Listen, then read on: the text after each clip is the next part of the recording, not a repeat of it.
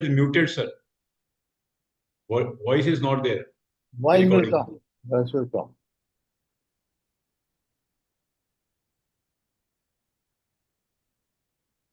और देखो भैया वॉइस डालो इस पे।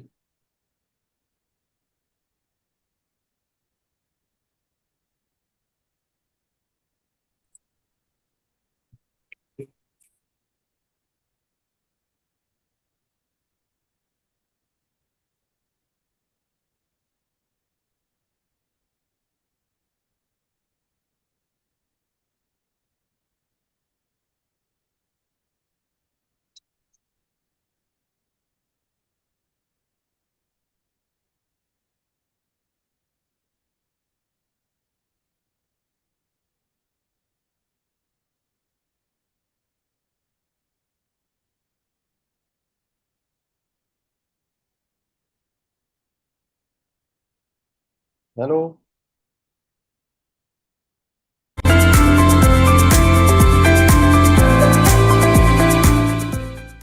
Association of Financial Advisors of India Knowledge in association with Resurgent India ICICI Bank presents a virtual seminar on export promotion incentives and schemes.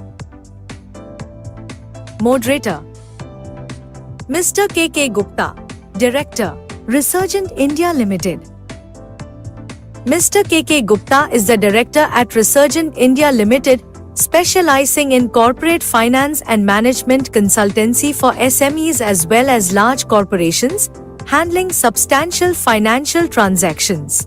He also serves as a task force member for government MoUs and on the grievance committee at Power Finance Corporation. With a 36-year banking background and a tenure as General Manager at Central Bank of India, he holds degrees in economics and bank management.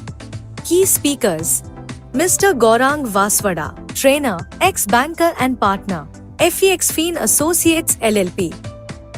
Mr. Gaurang Vaswada is an ex-banker with 35 years of experience in international trade, finance, and foreign exchange.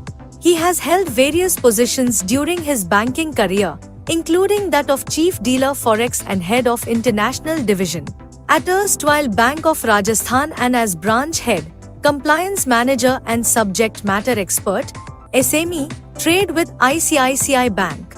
At present, he is actively involved in training for trade and forex related subjects in and out of the banks and advising corporates in matters involving FEMA and RBI guidelines. He is also a resource person for the Indian Institute of Banking and Finance, IIBF, and faculty for FEDAI. Mr. Santosh Pandey, Product Manager, ICICI Bank. He is a commerce graduate, KEB and MBA in Foreign Exchange Business and International Trade. He has more than 15 years of experience in trade and treasury. He has handled corporate relations across various segments and has been associated with ICICI Bank for more than 11 years. He currently holds the position of a product manager with the bank. Good evening, friends. I am your K. Gupta again, your host of this today important program sponsored by the ICICI Bank. That is promotion incentive schemes. We are going to discuss the various subjects under the incentive schemes. What is the roles of Government of India and RBI for providing the incentive and various credit facility to the exporters. We are going to discuss also agencies involved in the foreign trade exports, export promotion schemes by the central government, and export promotion by the state government. Friend, this webinar, last 6 or 7 webinars, it is sponsored by the ICICI Bank. ICICI Bank is a lead in export finance. He is providing the simplified processes and reduced documentations, enhance liquidity and working capital management, mitigate risk through the credit guarantee and insurance, and access to the global market and trade network. Besides providing as usual pre-shipment, post-shipment credit guarantee, the ICICI Bank, so we request our entrepreneurs who are listening to us can avail the services of ICICI Bank. So under the banner of Association for Financial Advisor of India, we are having this 49th webinar under the series. And under the Research in India webinars, we have already completed 231 webinars. At this webinar, we have got a registration of more than 500 beside the electronic media. Main aspect is what are the incentives that has been provided by the government of India. We are talking about the RODEP schemes, that is remissions of duties and taxes on export products. Then we are also talking about the advance authorization scheme, export promotion, capital goods, duty-free imports, and interest equalization schemes. This is extended up to 31st December 24. Market access initiatives, procurement and marketing supply PMS scheme, which help our SME sector. There are so many policies which we are having our experts with us. I will not take much time. I will not touch even these policies because we are going to discuss in detail by our Mr. Gaurang, who is a trainer, ex-banker, and partner in Shakespeare Associate LLP. He has more than 35-year experience in international trade and also work as a chief dealer in a leading bank. So he will discuss entire aspect of promotion incentive schemes, which is being provided by the government, whether you are talking about the central government or the state government. We are with us Mr. Santosh Pandey, sir, who is a product manager ICICI Bank. He is also more than 15-year experience in the banking sector, and he is MBA Foreign Exchange, and he is expert.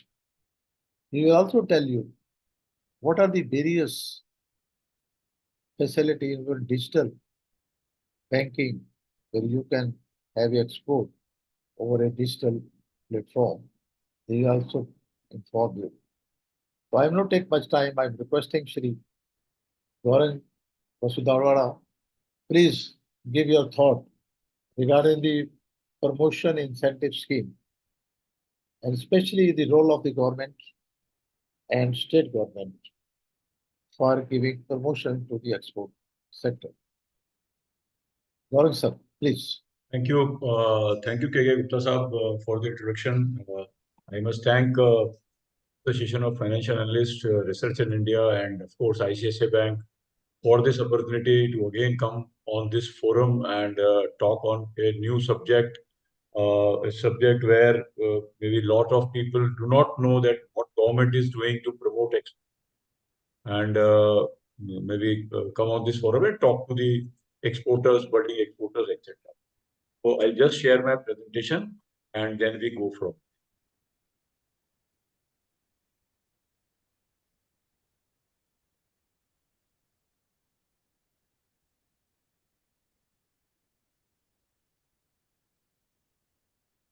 Is visible, sir?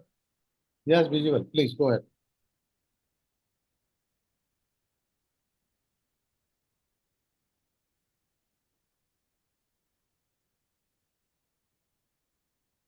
So it is there. So the topic for the day is overview of export promotion incentives and schemes. What all is being done to promote exports? under the banner of AFI Research in India and ICICI. So we will cover, as Gupta sir said, we will cover what role the government is doing, what are the agencies and departments involved, what about central government departments or the state government departments, and what are the other benefits. So when I talk of other benefits, we will see this long list of benefits which are there and which are not in the forum. And today also I was talking to one of the export promotion councils. They say that people don't want to become members, but they want to and aware of the benefits. So if you are members of certain associations or if you are in touch with certain associations, then we all come to know about what are these schemes and what are the benefits.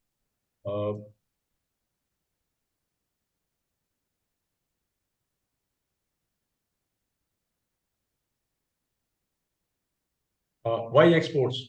Sorry, what is export?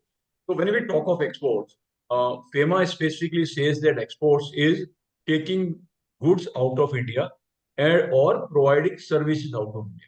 Now, taking out the goods or providing services not only exports. It must be paid through inward remittances in an approved manner. Now, why this is required? Because we need foreign exchange. We need foreign exchange for our various activities, and that is why this export has been covered under the umbrella of FEMA also. Exports earn foreign exchange, and we all know that without foreign exchange, we will not be able to survive for a day. We have seen those difficult times in 1991, and we have very recently seen the foreign exchange crisis in Sri Lanka and some part of the crisis in Bangladesh and Egypt and all those. Now, why exports? So people say, sir, I was in a seminar day before yesterday when somebody said, sir, we have got so much of problems. We are into domestic business. Why should we export? We will, when we export, we are exporting. One is that whatever surplus is there, we need to export. So we may be very good at certain products. So we will export whatever surpluses are there beyond the requirement here. So suppose some quality of the product is not in demand in India. So we can export that surplus production. And because we need to export, we will increase the production, what is being demanded.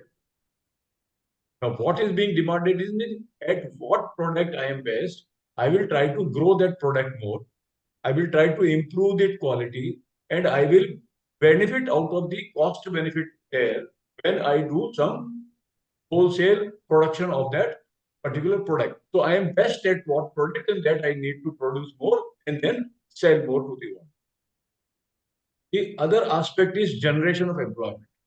Now, in 140 crore, even if you say that the employment or unemployment problem is more, the bigger problem is whether we are having a good employment, whether there is a satisfactory employment.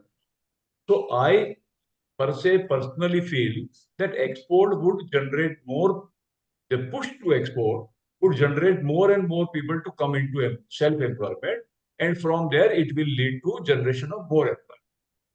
Let us see some more things. Global markets lead to adapt newer technological advances. If I want to export some product to maybe the Asian countries, I may be very good at providing the product which is as per the requirement of India or as per the requirement of the neighboring country. But if same product I want to export to Germany, I will have to adopt newer technological advances. What does this effect gives an effect is that because of that, the product development takes place. Because of that, the quality takes place, and even the Indian community is offered them that better quality of the industry grows.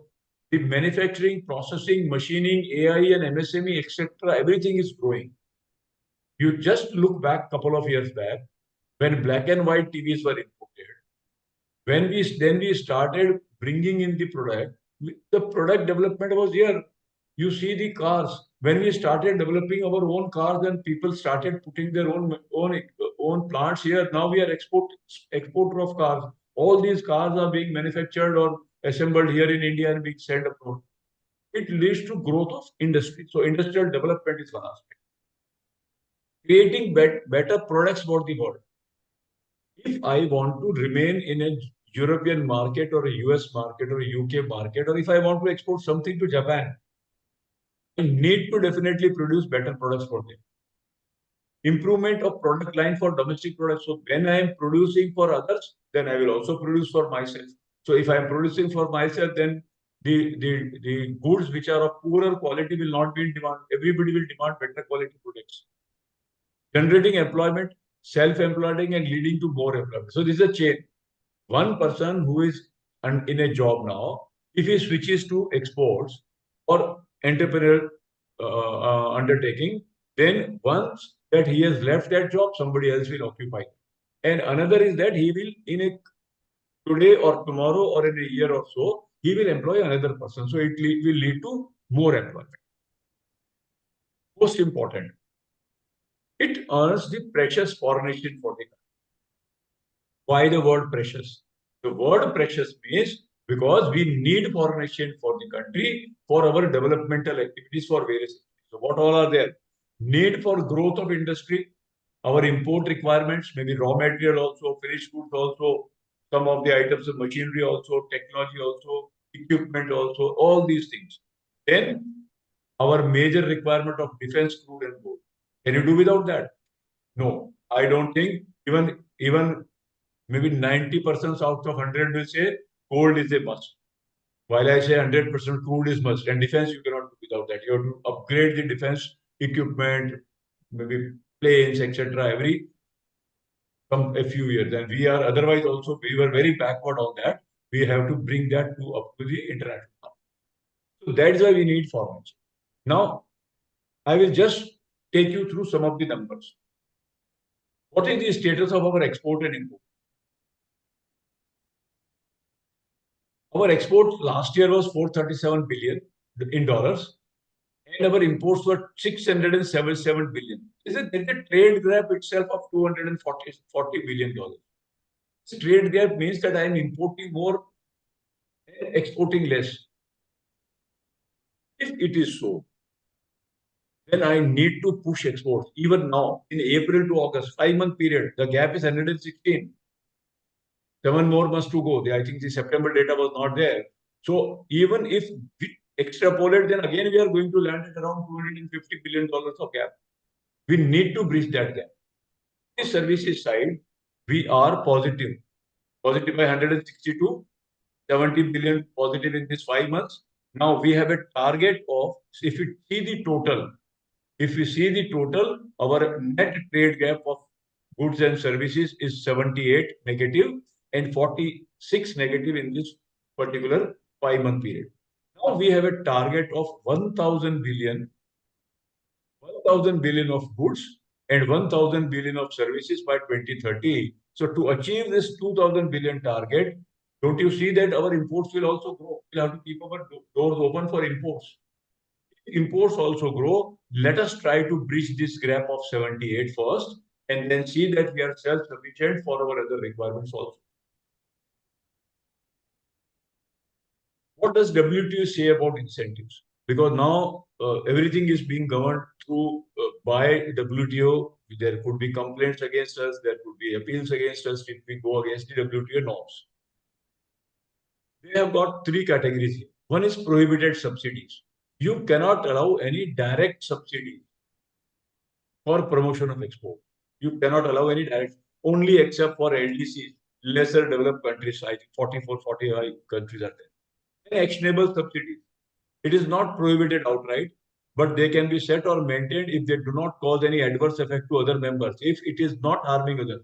Now, prohibited subsidies would directly impact others, because if I give direct subsidy, say of 5% on a product, I am making that 5% additional to my exporter, by which he will be able to export at a lesser or a more competitive price than the competitor in Taiwan or in any other country. So that is prohibited. And the third one is the promotional measures. They are there. Trade liberalization, domestic deregulation, etc. You can do it. There is no issue, but it should still not directly be hitting some other competitor. So there are 45 LDCs in US. You see the nature of countries, what they are. Chad, Mozambique, Uganda, Cameroon, Madagascar, Afghanistan, Myanmar, Nepal, all our neighbors, Haiti, Kiribati. We are not there in this 40. But the thing is that since India is a member of WTO, and we are not a part of LDC, lesser developed countries. We have to abide by these rules. And what does it say? Incentives not in line with WTO regulations, and that's why we had to forego certain incentive schemes in the last foreign trade policy or maybe 2021, because we had in the earlier policy period, we had committed that gradually we will go out of the incentives. So what is there new for us? What incentives against? Incentives are against WTO rules. Foreign trade policy 2023 were fully moved away from incentives to reimbursement of taxes. We have said we will not export taxes. We will reimburse the taxes. There will be no incentive. So maybe 21 itself we announced MEIS made and manufactured goods exported out of India and services exported out of India. There were directly linked incentives. 2%, 3%, 4%, 5%, 7%, or 8%. They have totally been scrapped now. There is no directly. You export $100, you will get $4 worth of scrip. It is not there now. You cannot give it now. On the other hand, so incentives will directly mean that these are cash flows. You export garments worth $100, you take incentives of $5 immediately upon shipment. If my cost of production is 102, I can use, and I expect the government to give me say $5, then I can easily sell at $100 because still I will get $3 benefit out of it. What is it? Undercutting, selling at the price which is even lesser than my cost. So cash flows are directly not permitted. To reduce why cash flows were given? To reduce the overall cost of exporters, making them competitive. So I will say, I will give you 10%, you need not worry about your margin. That is not allowed. So MEIS and MES were fall there, and certain duty-free skips were also linked to that. Now, those schemes which are not considered as incentives, and they are not directly linked to the exportable goods, and they are not treated as cash flows, are permitted within the WTO regime or WTO's pattern. We can reimburse the taxes levied on inputs. What does it mean? It means that if on a commodity I have levied directly or indirectly certain taxes, I can reimburse those taxes once you I don't want to export the taxes, I want to export the goods, so taxes can be reimbursed by the government. The government can provide infrastructure support in development, so making smoother roads for you directly. Okay, then providing technical support, developmental activities relating to exports. So maybe promotional measures you can call it, road shows, trade fairs, all those.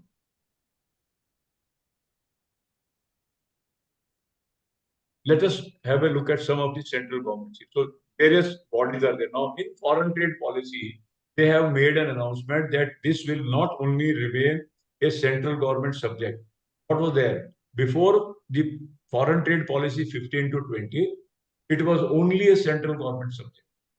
In the policy 15 to 20, they said state government should set up a export promotion body, but they were largely not very active, defunct sort of. But in this foreign trade policy 2023, they have said it has to be all inclusive. Everybody has to contribute to it, and we will see how they have to do it now. So we have got Ministry of Commerce, their Director General Foreign Trade. There is a whole body to have a check or to have the policy matter decisions on the trade side or on behalf of the government. Director General Foreign Trade. Then we have Ministry of Finance. It has got two wings. One is the revenue wing, which is customs, and another is the payment wings, which is RBI. So FEMA and RBI will come under that. Then we have got specific ministries. Textile Ministry is monitoring some growth in the textiles. So they have another scheme which is being monitored and seen by the Ministry of Textiles. And then all other ministries, they will have their own say. They will have their own say. They have their own promotional activities. Everybody does so. Technology does so. Space does so. Defense does so. Pharma does so. Everybody will do something or the other on that. And all these ministries come together and through either the Finance Ministry or through Ministry of Commerce, try to put in some of the incentives or some of the, pardon me, not the incentives, some of the schemes which can push the exports of their own products. What does DGFT, Foreign Trade Policy 2023, say with regard to incentives and schemes? One is the duty exemption scheme. What schemes are there? Advance authorization, duty-free import authorization, duty remission scheme. One is the exemption scheme. Your exemptions for paying duty under advance authorization DFIA. Then remission scheme that will be paid back to you. Duty drawback, RODTAP and ROSTEL.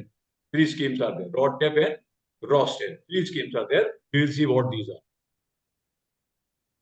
Now, duty-free import of raw material machinery. First is advance authorization. Now, advance authorization is applicable to manufacturers and merchant exporters where I know that whatever I am manufacturing is containing certain raw material which I need to import. So on an annual basis, I will approach DGFT and tell them, sir, this is the commodity or this is the chemical which I am using, goods which I am exporting.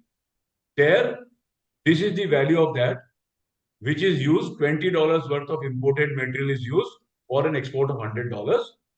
So I need not pay import duty on that because ultimately I am exporting. It will impact my cash flow. So to get a better cash flow, I go in for an advance authorization and then get the imported goods as the declarations without payment of import duty. So open to various sectors, excluding gems and jewelry is not covered, but all other various sectors are there. Raw material used for manufacturing exportable goods. If I am importing some raw material for manufacturing of exportable goods, I am allowed to go under that advance authorization scheme. There are standard input-output norms. Standard products, what I am manufacturing, there are standard norms that under, say, $100 worth goods, what is the input required of a raw material which I need to input? So standard norms. There are also ad hoc norms. If there are hundreds of SIOMs, if I do not fit there and if I differ from their version, then I can always go to the maybe advanced authorization committee is there. There they can approve ad hoc norms also for me. To be applied before import of raw material and on an annual requirement basis. I will get an authorization. Maybe it's a sort of license you can call it, and I can import certain, say, tons of a particular chemical on an annual basis without payment of that, and by way of my proof of exporting those commodities, where I will declare advance authorization number in the shipping bill itself. I will prove to the government that I have exported the same commodity, so there is no need to pay duty now. Now, this is giving benefit to me on cash flow about the duty to be paid or import duty to be paid on that raw material. The other scheme is duty-free import authorization. Same eligibility, merchant exporters and manufacturer exporters. Now, this is only where sign norms apply, but I have not taken a prior approval. Where I was exporting a commodity, the manufacturer told that this has got a 20% component of the import of imported item, and we have already paid duty on that. So now you can apply for DFIA. So at the time of filing of shipment, or the shipping bill, I will declare this. Value addition norms will apply. So minimum 20% is there. So the value addition norms will, in advance authorization, standard input-output norms are there. Here the value addition norms will apply depending on the commodity, what is being imported and what is being exported. To be applied after export of goods. And by way of that authorization, since I have already paid the duty, I will not get the refund, but I will get the duty credit schemes, which can be used for subsequent payment of duty when I am importing subsequently for that particular item or any other. There is an export promotion capital goods scheme, chapter 5 of the current trade policy, EPCGs. Now, EPCG is for import of capital goods. Capital goods to be used for manufacture of exportable goods. There is an export of. So suppose I import 1 crore worth of machinery. This 1 crore worth of machinery might be having 30% of the duty. So it's a 30 lakh rupees duty which I have to pay. Now, what the government says that whatever duty you are saving, I will not levy a duty. I will give an EPCG license or a permit. You don't pay the duty. But in the 6 years subsequent to the approval, you should export goods 6 times of the duty saved. So I will be, by exporting 1 crore 50 lakhs worth of, in the next 6 years, I will be saving the duty of 30%, which I would have otherwise paid. So there is an export obligation linked to the duty saved here. Now, the current policy, what it has said? It has said that if I have a 1.5 crores worth of export to be made as an export obligation, if I do 75% of the EO in less than 50% time, maybe in 3 years, if I do 75%, then the balance can be controlled. I will not ask for the balance, whether you do it or not. There is an actual user condition for the machinery, but the export of goods can be done, and goods can be manufactured by the importer or their importer supporting units also. For green tech products, or the goods manufactured in for the units located in various states, Arunachal Pradesh, Manipur, Meghalaya, Mizoram, Sikkim, Ladakh, etc. There are different export obligations there. Green products 75%. So if this machinery is being put up at for some green technology product to be exported, then instead of 1 crore 50 lakhs, 75% of that is the EO. And if the unit is being put up at Ladakh, Tripura, Sikkim, etc., then only 25% of the EO should be given. Deemed exports, Chapter 7 of Foreign Trade Policy, to give a level playing field. Now, what is happening? A lot of our industries are manufacturing that quality products that we can compete with those who are supplying from abroad. So those transactions in which goods supplied do not leave the country, and payment for such supplies is received either in Indian rupees or in free foreign exchange, subject to certain conditions. Now, what if something is being manufactured by a supplier, supplied by the manufacturer, supply of goods under advance authorization? Now, advance authorization is what? Advance authorization is your permit to import. Instead of importing, I am able to get a supplier here in India who is giving the same quality of the product. I am saving foreign exchange by not importing that particular 20% component. So the other party who is supplying, let him get the benefit of export out of it. Supply of goods to EOU, STP, ESTP, because this EOU, STP, ESTP, and HZ, they have got their dharma as export. Their dharma is export. So ultimately, if I am supplying raw material to SEZ unit, or maybe an electronic component to EHTP, then this ultimately that component is going to be fitted in some machinery and it will go out, or some other product which will go out. So even that it will be treated as a deemed export. Supply of capital goods against CPCP authorization is also covered here. Let us see some more. Supply of by main or subcontractors, even subcontractors who are doing this job. Supply of goods to projects financed by multilateral or bilateral agencies, funds as notified by Department of Economic Affairs, subject to certain conditions. Even that, so if there is maybe this your bullet train project is going on, that bullet train project where it is being financed by multilateral and bilateral agencies from Japan. Now, since the money is coming from Japan, and a contractor here in India provides rails or provides bogies or provides even the electrical poles or even providing cement, I would say, everything will be covered under this deemed export because it has been approved by DA firstly, and the money is coming from abroad. Supply and installation of goods and equipment, single responsibility on the turnkey projects. So wherever turnkey projects are being done, which are being financed by multilateral agencies. So even this project would come under this particular subpara. Supplied covered in this para shall be under the international competitive bidding.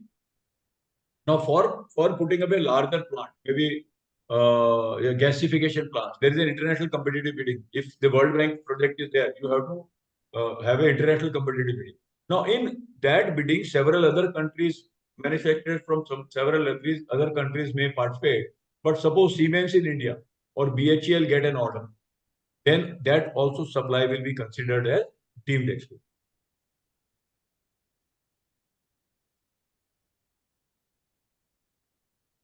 Now, deemed exports shall be eligible for any. I'll just blow out this once. I'll read out what is there in yellow. Deemed exports shall be eligible for any or all of the following benefits in respect of manufacture and supply of goods, qualifying as deemed export subject to the terms and conditions. Deemed export drawback, refund of terminal excise duty, advance authorization for further import, etc. will be given to you. Now, trade facility schemes are there as per Chapter 1 of Foreign Trade Policy 2023. What is the objective? Objective is to recognize such exporter firms as business leaders who have excelled in international trade. Now they are promoting trade out of India. They are doing trade out of India, and by that way, they are contributing to the foreign trade and earning foreign exchange for the country. What is it? Status holders are expected to not only contribute to, so status holders are there. Now, status holders means you have been given a badge. Star Export House 1, Star Export House 2, 3, 4, and 5. So they contribute towards the export, but also provide guidance and handholding to new entrepreneurs. Everybody looks at the export houses. Say Tata Sons for that matter. The smaller ones will look at that. They're the export house. Okay. Then you have all the exporter of goods and services and technology having an IC on the date of application are eligible for that. Let us see what is the criteria. The criteria for one's export house. Now, this is in the previous policy. What this policy has done, except for Star 1, they have reduced everything here. Now, with a $15 million FOB relation in the previous years, previous 2 years, you can get 2-star export house, 3-star export house at 54 at 200 and 5-star at 80. And there is a double weightage for 1 star for MSME units manufacturing in with ISO BIS certification units in Northeast, Sikkim, KNK, and Agri export zone. So instead of $3 million, if there is a $1.5 million FOB realization in the previous 2 years, then I can get a 1-star export house certificate also from the DGFT Ministry of Commerce. What privileges are there? Authorization of customs clearance in export and import. So on the self-declaration basis, input-output norms. If I apply for SION, ad hoc SION, then 60 days is the maximum time given there. Exemption from furnishing bank guarantee under certain schemes. Exemption for compulsory negotiating. Now the documents to be sent through bank, FEMA RBI condition, that is waived. So original documents can be sent directly by status holders to the foreign buyers, and then copies can be submitted. So that is the benefit there. Then 2-star and above export houses shall be permitted to establish export warehouse. Now, when you are eligible to have an export warehouse abroad, and if you have an export warehouse, and if you are exporting through that, you get more or longer period to realize export bills. The normal export relation period is 9 months. If it is through export warehouse, then it is 15 months. Status holder would be entitled to preferential treatment and priority in handling of the consignment at the concerned agency. So by other concerned agencies, including customs, port authorities will give the priority in clearing the consignments. There is an obligation given to them, skilling and mentorship. What is it? Skilling and mentorship, they say, we are from $437 billion of goods and maybe $250 billion of services. We want to go to 2,000 billion of export by 2030. 6 years only with us now. How much number of persons will be required? Should be aware about these guidelines, about the processes, about manufacturing, about the clearances, about DGFT, about custom clearance, about other countries' requirements, about banking requirements, EBRC, bill closure, EDPMS, etc. We will require a good workforce for that. And because of that, they have made this, what you call the status holders as partners now. What partners? To improve the trade ecosystem by enhancing the availing skilling opportunities, status holders are being made partners to provide mentoring and training. So now they have been given this responsibility. What is it? That every 2-star export house will train 5 persons or mentor 5 persons every year. 3-star 10, 4-star 20, and 5-star 50. Now, there was a program run by FIEO where we saw some 350 people registered through various the status holders for training. And we had 2 batches. Now, I think the 3rd batch is likely to be announced sometime in the month of, for the month of, what do you call, December, where it is a total 2 months program. The 6 weeks, 7 weeks program where everything is being taught to them. Now they are also trying to take this to the other levels of maybe the branch visits, bank visits, DGFT visit, customs visit, port visit, etc. So we will need more number of people. This is one initiated by the government. Department of Revenue scheme is reimbursement of taxes by way of duty drawback. Customs and central excise refunded on goods exported, goods imported in India and then exported. So whatever raw material, etc., is there, automatic refunds are there upon filing of shipping. GST, IGST refunds, they are either if you have already paid, then you can take the refund after filing of shipping bill or under the LUT. So once your payment is received, under the LUT also you can export it. Road TAP, another scheme. Road TAP is reimbursement of taxes, rebate and duties and taxes on exported products. Some 8,555 tariff lines, 4 digits are there, and it has replaced the MEIS administered earlier, launched as an incentive, which was against the WTO guidelines. Now, this is applied to marine, leather, gems and jewelry, agriculture, automobile, etc. 0.3 to 3.9% on the FOB value. So they have calculated. This is not a direct tax. This is something which I am paying indirectly. Maybe when I use a truck, I use a diesel. On that diesel, certain duties are there. Now, that duties cannot be computed separately. So, industry-wise, they have done certain studies based on the feedback received from specific industries and calculated this 0.3 to 3.9. And I think this is again going to be reviewed sometime. Rostel. Rostel is another scheme which is run by Ministry of Finance, Ministry of Textile, rebate of state and central taxes. So earlier there was a ROSL scheme which only refunded state taxes. Now Rostel includes the central and state levies, where particularly applicable for garments and mediums. So garments, there is a refund of duties of 1.5 to 1.70, and for mediums 1.4 to 2.20. That is being refunded by the Ministry of Finance. There is an additional facility for textiles. Then participatory promotion. This policy itself has brought in state level export promotion council. There are district level export promotion councils. Then district level export promotion plans are being made where the collector is responsible for those plans, and these district level plans are being then monitored by DGFT official in the particular state. So largely all states will have a joint DGFT level official. Now there is another scheme which is there, district as an exporter. So they want to create awareness about the exportable commodities, and I know of the Ministry of Agriculture for all 765 plus districts. They have pointed out each district with one or two of the agri produces, what they can do, what they can produce, and they can do it. So the passing of knowledge, creating new ideas, support, infra support, etc., are being all given at the district level. And now government has also announced that they will be doing some 50 export e-commerce zones, where all in all the e-commerce hubs will be there, and different zones with which they will be providing even the first mile and last mile services at the same place. So everybody will be there. The logistic partner, the banking partner, the e-commerce hub partner, everything will be there available, and the government will be there to see. So the movement of the goods, the packaging, etc., will be simplified here. Increasing the role of missions and embassies. The embassies and missions abroad, they were only maybe the governmental job what they were doing. So now they are being also used to promote exports, and now for each of the trade fair which is being organized by the export promotion bodies, they are one of the participants there. So they also do the buyer-seller meet at the missions and the embassies now. What other promotional activities the government does is the creating infrastructure, ports, terminals, inland container depots. We have some 42 or 44 inland container depots which provide the linkage between the non-sea-based ports, the port towns, I should say, and the remote. So we have one in Jodhpur, one in Jaipur, we will have one in Ahmedabad, one in Surat, etc., where the port towns are not there. Then incubation hubs, rebates on government charges, rebates on export promotion. One second. Then funding supports, interest subsidies, rebates are there, and the various recognition to exporters on the state level or the national.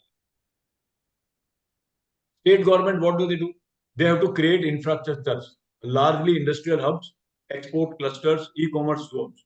Then SEZs, we have got SEZs set up by states, Jaipur, Moradabad, Indore, Chandigarh, they have been set up by states itself. Now they are also promoting partnership based. Maybe government and the private parties come together. So Mahindra is one, Wipro is one, Infosys another. All these are private partnership. Then rebate in electricity and water duties wherever required. Employment-linked incentives are there. Concession in loans to the state financial institutions and interest rebates. These are state government given benefits given. Now, the central government also has maybe certain schemes where they feel that if you are the remote places are maybe some smooth transition time is given. So your transition from say Moradabad to Nhava Sheva should reduce, or from say Jodhpur to Kandla should reduce. So there is a Gati Shakti corridor, reducing time to reach port towns. Dedicated freight corridor. So Concord trains are there almost from all ICDs. Inland container depots 44. 28 foreign post offices were there till now. From the last policy, they started that we will link it with Dak Niryat Kendra. So now more than 1,000 Dak Niryat Kendra there. Now earlier there, this 28 were there, only Delhi, only one what do you call FPO, foreign post office was there. Now there are 25 other post offices around Delhi, which do the first mile pickup for the exporters. So the exporter is not required to go to Gold Dak Khana. They can give it at Noida, they can give it at any other place, even Dwarka or any other place where the major or the larger post offices will have a desk, and this is all online now done through a software which is I think provided by TCS. Development of port terminals and infrastructure. Some more schemes are there. There is a trade e-connect platform. On this platform, if you register, you will be able to find out all the information relating to exports here. So e-connect platform. Then there is a common digital platform for certificate of origin. Now, certificate of origin is a must when we are sending goods abroad, and particularly more so we require under the foreign trade policies. So, the agreements which we do with the other countries. So there we need a preferential. Now, for preferential only BGF is authorized, and they have a link with all other export bodies also. Self-certification of EBRC through DGFT. So this bottleneck that EBRC was not issued or it was getting delayed at the banks, now it has been taken care.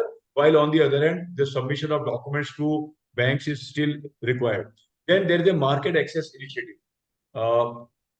And the interest subvention scheme. So, say our colleague Santosh Pandey from bank, then he will give more detailed information on the IAS.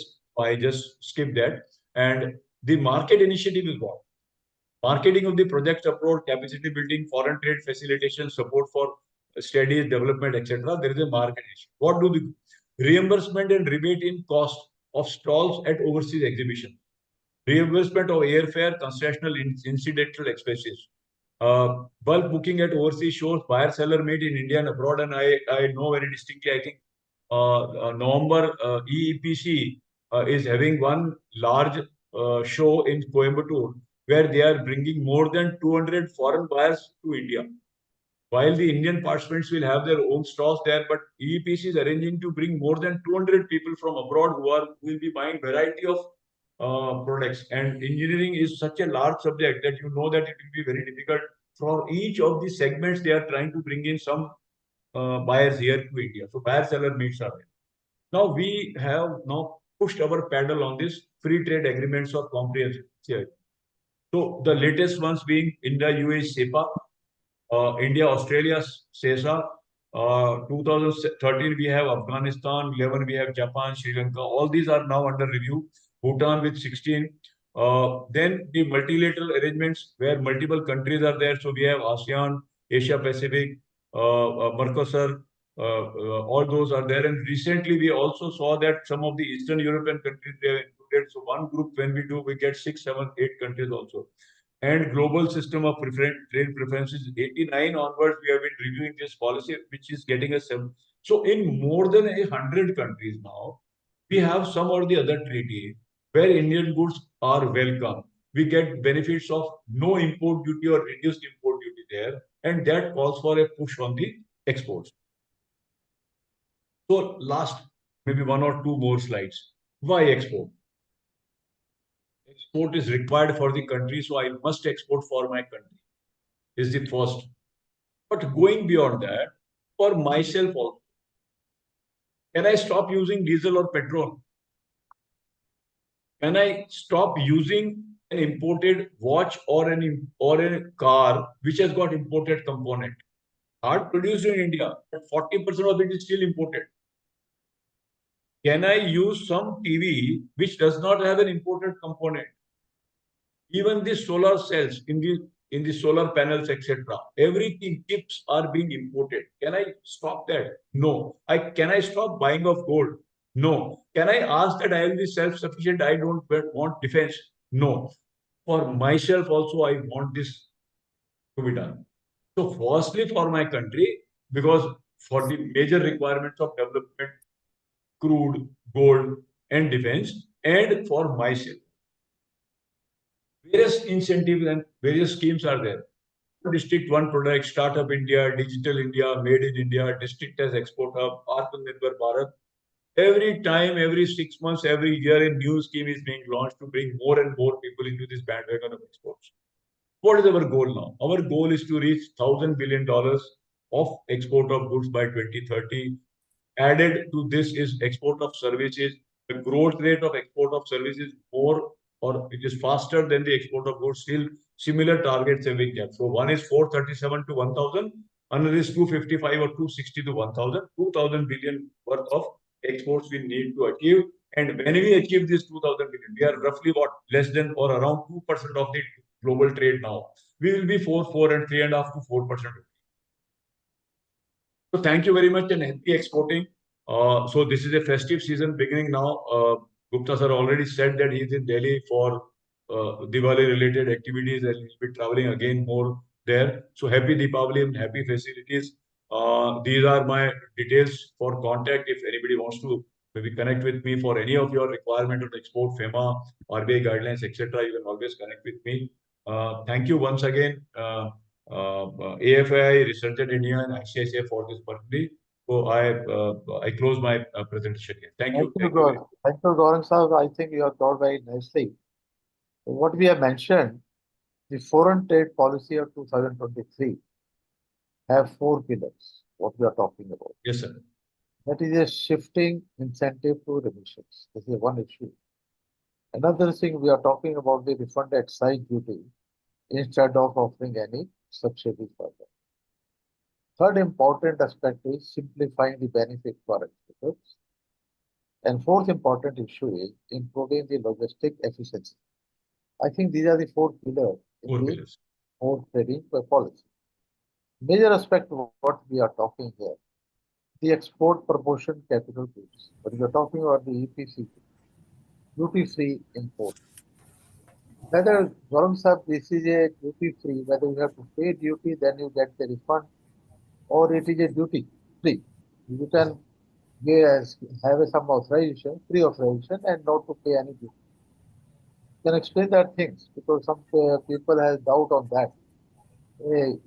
They know you to pay any duty now. It is duty-free. Okay. Only you have to 6 times of the duty exemption you have to give any export. What are you talking about? This effect?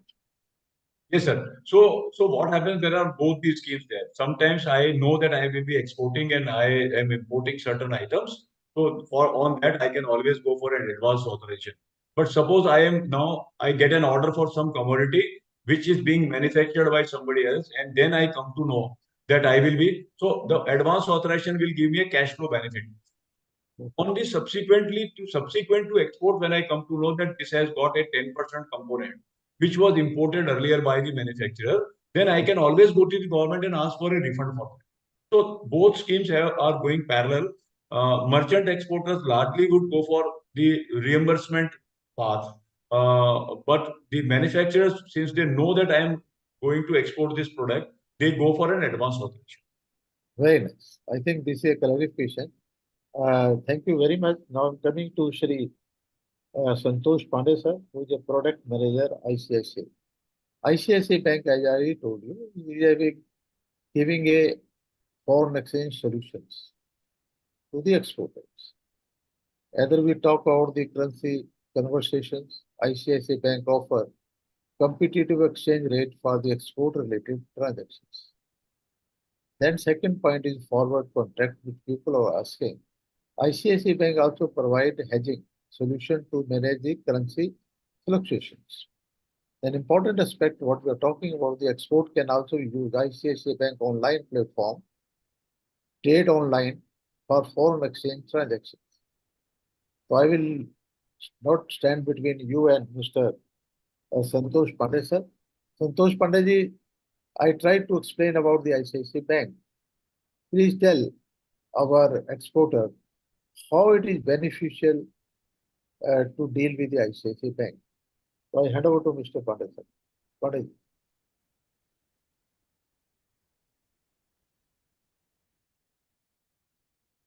Yes, Pandey, sir, please carry on.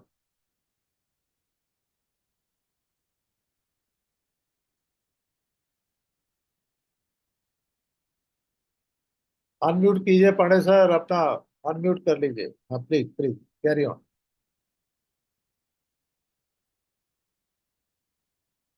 Unmute कीजिए, mute हो गया फिर आपका.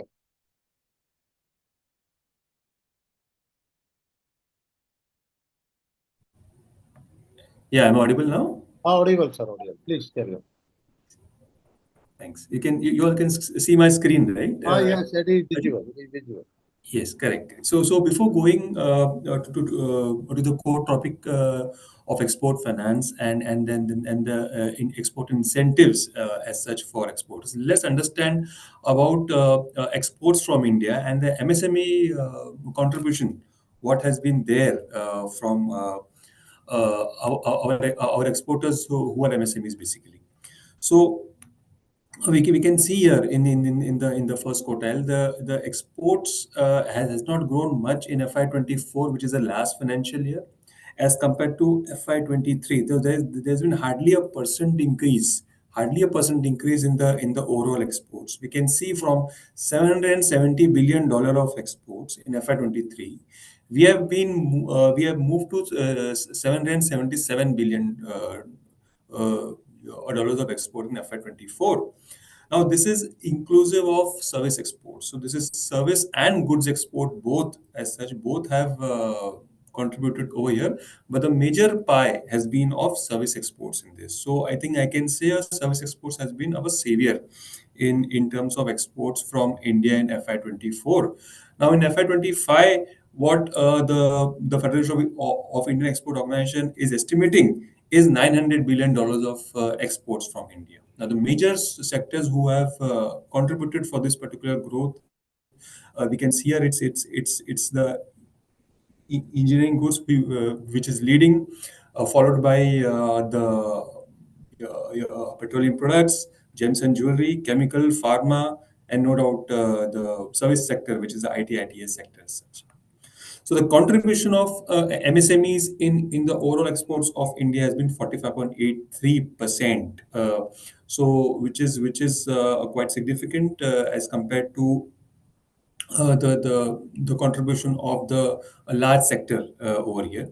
And what the government is targeting is $1 trillion of worth exports from the MSME space till 2027 as such. And within the MSME space, we can see the micro enterprises is leading with 97.7% share. So out of the total MSME space, we have more and more of micro enterprises which are being registered under the MSME category as such. So export finance market as such in India, we can say is 2,17,000 crore that is outstanding as of year 31st March 2024, and ICICI Bank is having 6 to 7% of share, which has grown from 2.5-3% for the last 2 years as such. So we move on to ICICI Bank. So before moving on to export finance from bank, let's understand what ICICI Bank is. So as you can see in your slide, we have 60 years of lineage and the vintage with in India as such, at over 23 trillion of assets in India. Branches as such, if you ask me, it is 6,500 plus branches as of 31st March 2024. 17,000 ATMs. We have our interest and stakes in all these entities. ICICI Prudential, which is our asset management company, which is handling the mutual fund business for us. We have our stake over here, which is the leading MNC. ICICI Lombard, which is the fourth largest general insurance company, we have our stakes over here. ICICI Venture, which is the largest alternative asset management companies, it's our subsidiary. ICICI Securities, which is a leading brokerage house in India, we are stakeholders over here. And last but not least, the ICICI Prudential Life Insurance Company, which is the first life insurance company to do it listed on the NSE and BSE as such. So we have our enough stake in this entity as well. Yeah. So we move ahead. Yes, much talked about interest equalization scheme for export credit in INR. As you can see here, this is for INR. So packing credit in INR is covered here. Post-shipment credit in INR is covered here. So it is not for PCFC. It is not for packing credit in foreign currency. It is only and only for loan for exporters who are taking the loans in INR, we should come under the head of packing credit or post-shipment finance as such. Now let's see the history of this particular scheme. So in way back in prior to 2015, we have found exporters who are not doing well due to stagnant global demand as such, the extended credit period as such. They were told that they will be given the monies in probably 90 days, but then it took 120 days, 180 days for them to get the money from the importers abroad. So these were the issues what they were facing, and also the interest costs were high. The central government at that point in time, which was the recently elected the government in 2014, took a step forward, and they came out with this particular scheme, which is called as interest equalization scheme in 2015 as such. So this scheme was doing well. We had 5% interest subvention at that point in time, and then there were some revisions in this scheme. In 2021, the scheme was having a pause because of the COVID issue. And so we have restarted this particular scheme. So RBI has restarted this particular scheme with the help of the Government of India in March 8, 2022 as such. And at present, as per the recent circular from the regulator, this scheme is extended now till 31st of December 2024. Now let's see whom this particular scheme is applicable. So this scheme is applicable for an exporter who is registered as an MSME, and he is a manufacturer. So his primary activity in the Udyam your registration certificate should be a manufacturer. He should be categorized as a manufacturer as a primary activity in his Udyam registration a certificate as such, and so he should be an MSME. So over here, this particular exporter gets 3% interest subvention benefit. That means if a bank is charging him, say, 9%, he gets 3% back from the bank. Bank means from the government. And as per the recent DGFT trade notice as such, as on your 30th of September 2024, maximum cap has been levied on the total subvention received by such exporters, and that capping is INR 50 lakhs per IC certificate. So per exporter, he or she gets maximum subvention of INR 50 lakhs for FY25. That means this financial year, he cannot or she cannot get subvention beyond 50 lakhs of rupees. I'll repeat, any exporter who has availed this particular scheme, he should be a yeah, MSME and manufacturer. Such exporters get interest subvention scheme of 3%, and that particular subvention amount should not cross INR 50 lakhs per IC for FY25. That means if any exporter has already received 50 lakhs till 30th of September or till October, he will not be getting any further interest subvention benefit from the government of India. So this is as per the trade notice which we have received from DGFT. It is trade notice number 18 as such. Now, as I mentioned, this particular scheme is not applicable for foreign currency packing credit and post shipment finance. It is only and only for rupee export credit, that is rupee packing credit and rupee post shipment finance as such. Now, there is a notion that this scheme is only applicable to pre-shipment finance, or that is packing credit. So I like to re-clarify this, that this scheme is also applicable for post-shipment finance or discounting transactions. Suppose you get a bill from you are an exporter, and you have raised a bill to an importer abroad for say 90 day of as a credit period. Then you can very well come to ICICI Bank, take the discounting, you will be charged the interest, whatever interest has been charged to you, and you will be getting the credit of the interest subvention scheme if that particular discounting is in INR as such. Right now, very important is how do we pass on this benefit to you? So to pass on this particular benefit to you, we debit the interest which is contracted with you. Suppose you have been given a rate of interest in your sanction letter, say 9%. So we charge 9% to you on a monthly basis. Suppose you have been, you have taken a packing credit of 1 CR, and you have this particular packing credit for 90 days. So we will charge you 9% for 90 days. And this particular interest is not taken at the end of 90 days, it is taken on a monthly basis from you. So whenever we will deduct 9%, on the same day, we credit 3% if you are MSME, manufacturer, and exporter.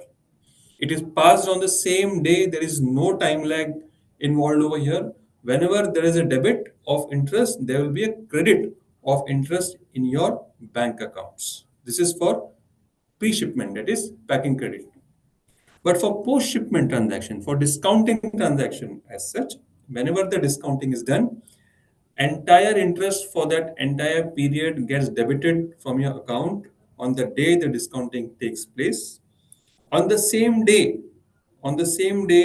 your current account gets accredited with the interest subvention amount as such for post-shipment finance. Right? So this is how this particular scheme is getting worked. And what we need from you, is a unique identification number acknowledgement copy, which you have to generate from DGFT. Then there are other documents which you have to fill from ICICI Bank side. But what we need from you is a UIN, that is the unique identification number acknowledgement copy as such, and your URC, that is Udyam Registration Certificate. These two are the important documents which we need from you, which is issued by the regulators as such. We move ahead on this. Yes. So very important point over here is basically as Gupta sir was mentioning about a digital side of ICICI Bank and how we are supporting our exporters on the digital side. Look, the major issue what our exporters are facing, or we can say entire India, why to limit myself only to ICICI Bank, but to all the banks actually. What customers are facing at this point in time is the export bill regularization or BRC generation. BRC generation is a major issue. So the issues what we have seen as per our experience, the customers are facing the issue of untraceable documents. Documents were there, but now they have been lost. Pending bills, reconciliation issues with the EDPMS, bulk or courier regulation issues as such. So how we try to manage this, how we try to kill these particular issues is that we have AD transfer request to trade online. We have bulk regulation facility for uploading your shipping bills. We have a common portal which is shared with the customer and the bank staff that is called as a trade online portal as such. Now, how do we do it? It is a plain match the column system. So you have your inward remittance. You can see your inward remittance on trade online system of ICICI Bank. You can also see your shipping bills on the same platform. Why you can see it on the same platform as such? Because we have integrated our services with EDPMS. We immediately get whatever is your shipping activity on the right hand side. On the left hand side, you have inward remittance. Whatever inward remittance you have done in ICICI Bank, you will get the details of it. You just have to do match the column, and that's it. This is how the bill gets regularized. This is how your inward remittance get regularized in ICICI Bank as such. Now, these are some of the pre-shipment finance advantages with ICICI Bank as to why you should come to ICICI Bank for pre-shipment finance. Number one, Insta EPC facility. Yes, so this is basically the word itself is actually indicating that your EPC is instant over here. Your export packing credit in INR is instant over here. The disbursement in your current account is instant as soon as you give a request to the branch or as soon as you give a request on trade online system of ICICI Bank, your account gets credited in less than 5 minutes. This is what we call as instant real-time credit of EPC disbursement process in your current account. So this facility is given to only ICICI Bank customers who are having sanctioned limits with ICICI Bank as such. We do not charge any prepayment penalty as such for any PCFC prepayment up to 30 days prior to the date of maturity. So that means if you have your PCFC due date of say 31st of a month, between 1st to your 31st of the month, you can repay or you can prepay your PCFC without paying any prepayment penalty as such. Quick prepayment of packing credit to branches. Yes, we have now enabled our branches. We have empowered them to conduct these repayment transactions and do not send any request at the central level. So at the branch level itself, the powers have been given to our staff to repay your packing credit so that you can take additional.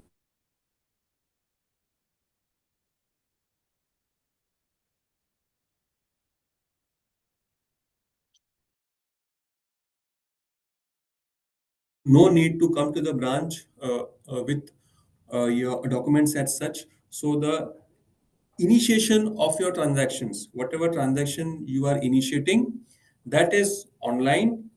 The management of that particular transaction is also online. The tracking of the transaction is also online. So you don't need to really have any physical documents at your disposal, or you don't need to visit the branch to get your your pre-shipment finance transactions done from ICICI Bank as such. And you have advisors. We are giving you advisors for every transaction what you're doing from ICICI Bank as such. Yes, so the Fifth point is interest servicing from EFC account for PCFC interest. So if you have a substantial amount of interest going from your account for PCFC loans, and you need your EFC account to be used, then we are allowing that to you on case-to-case basis. Yes, waiver of submission of purchase order. So we have seen many customers are facing this particular issue of submitting the purchase orders. They may not have a purchase order for every disbursement. It may be a big order, but it might go in tranches. So they might not have for every disbursement one uh, document which they might not able to ask from the customer abroad. So for such customers and for such good track record customers, we have this particular facility of waiver of submission of purchase orders for packing credit transactions as such. We just take an order statement from them. That's it. Yes, so we covered this about pre-shipment advices and the government interest equalization scheme, which we have covered in detail in our past slide as such. So this Insta EPC facility. Now, under Insta EPC facility, we do not charge any single penny to you. This particular facility comes to you with no additional charge and no application from your side. We do not need any additional application from your side, and we do not charge you for this particular facility. You just have to inform your branch that you want to have Insta EPC facility. So depending upon your profile, depending upon certain checks at our end, we will be able to make you eligible for Insta EPC facility from ICICI Bank. So these are some eligibility criteria for Insta EPC facility. So PCFC presently is not allowed. Only INR transactions are allowed. Only running account facility transactions are allowed from Insta EPC facility. RBI caution listed customers are not allowed. If you have a pendency of purchase order submission, that means if you have not submitted your purchase order beyond 30 days from the date of disbursement, then this particular facility is not allowed because this is regulatory compliance as such. So this is important. LEI number should be there if you have a sanction limit of more than 7.5 crores. And this facility presently is not there for diamond exporters, service exporters, and sub-suppliers as such. So that's it from my side. Thanks for your patience as such, and I think it's over to you, Mr. Gupta. Thank you, Mr. Santosh Pandey, sir. I think you have covered very nicely.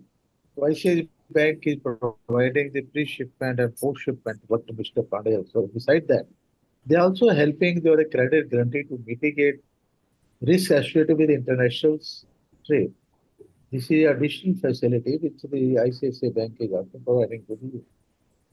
So he also mentioned about the interest equalization scheme, where they are debiting every month to the packing credit account, and you can say same day they are giving a interest of 3% rebate. I think this is a great thing which ICICI Bank is doing it. So thank you very much. Lastly, I am coming to Shri Gaurang sir again. Gaurang sir, you are covered very nicely all incentive everything.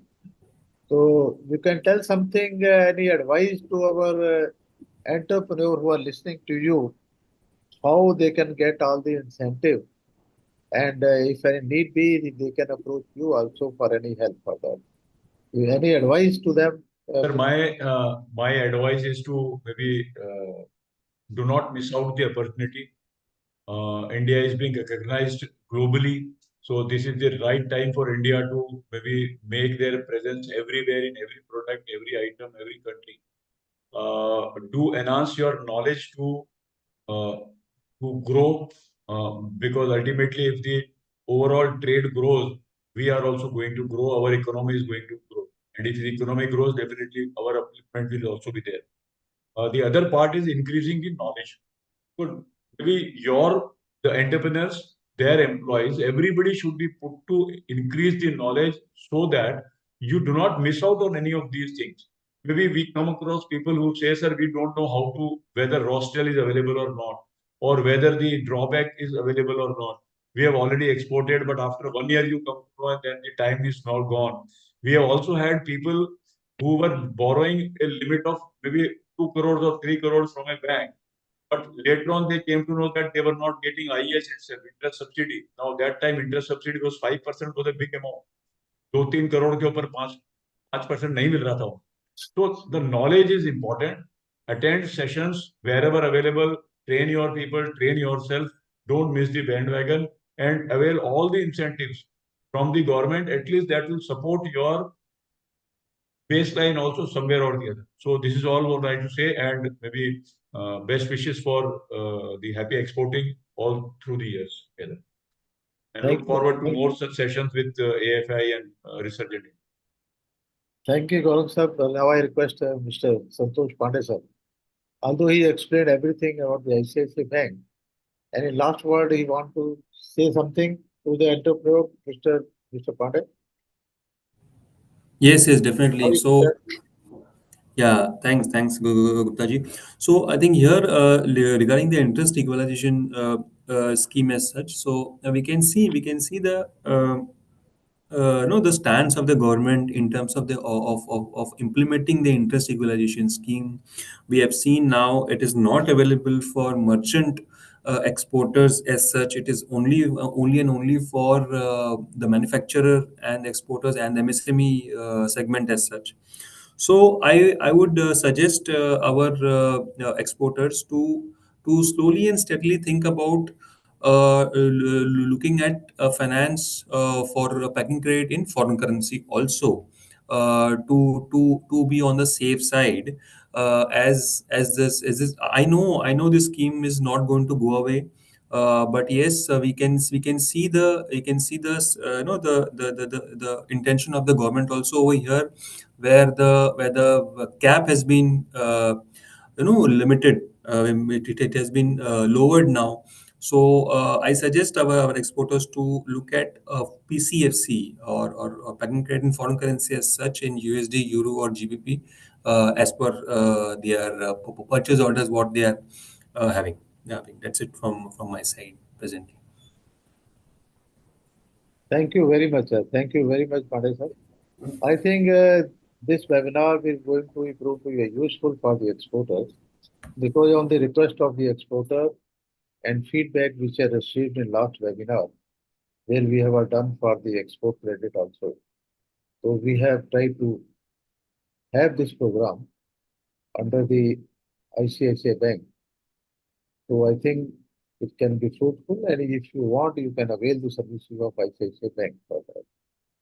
So in the end, I am thankful to my off team, who is not visible in the screen, like Mr. Rajan, who is the director of the association, and Mr. Vishwas Chaudhary, Mr. Ankit Singh, Ayush Chaudhary, and Lokesh and Devashish. These people are putting their hard efforts to invite the people. More than 500 sessions with us, beside the electronic media. We are thankful to all my team members. And further, being a research in India, we are a merchant banker. We are also starting the IPOs for the SME sector shortly. And we are conducting a DPR. We can prepare the DPR draft project report. We can prepare. We can doing all the technical viability study for almost all the banks. If any services you want to avail from the research in India, you are welcome for that.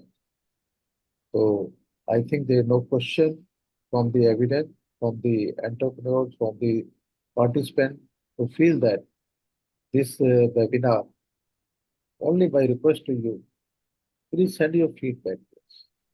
Because last time we also requested, and we are getting so many feedback, where they are appreciating the ICICI Bank and association for holding such type of webinar. So I request you to in writing or otherwise also, you can give a telephone also. So please send your feedback to us. And any webinar you feel that with the ICICI Bank we feel that next webinar, what topic we should select, please also give us feedback. This can be beneficial to the enterprise. With this word, I close the session. I am thankful to my main speaker, Shri Gaurav sir, who is always obliging us and people are liking him. So people are asking him, the next program will be there when the Gaurav sir will be there. So thank you very much, sir, for always obliging us. And I am so thankful to Santosh Pandey sir, who has given a very important information to the entrepreneur. I think it is also important aspect where the interest is being credited on the same day when you are debiting. I think it is also addition to my knowledge. Thank you very much, Mr. Pandey sir. So we feel that next time we also meeting the new chapter. Thank you very much, sir. Thank you. Thank you, sir. Thank you all. Thank you. Okay. Thank you. Thank you, Gupta sir. Thank you for this Thanks. leading another important session. And at the end of the day, I can say wish you very happy and prosperous Diwali to all the speakers and all our members.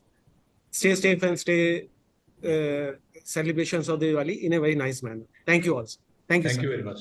Thanks. Happy Diwali to everybody. Happy Diwali to everybody. Everybody. Thank you, Thank you. sir.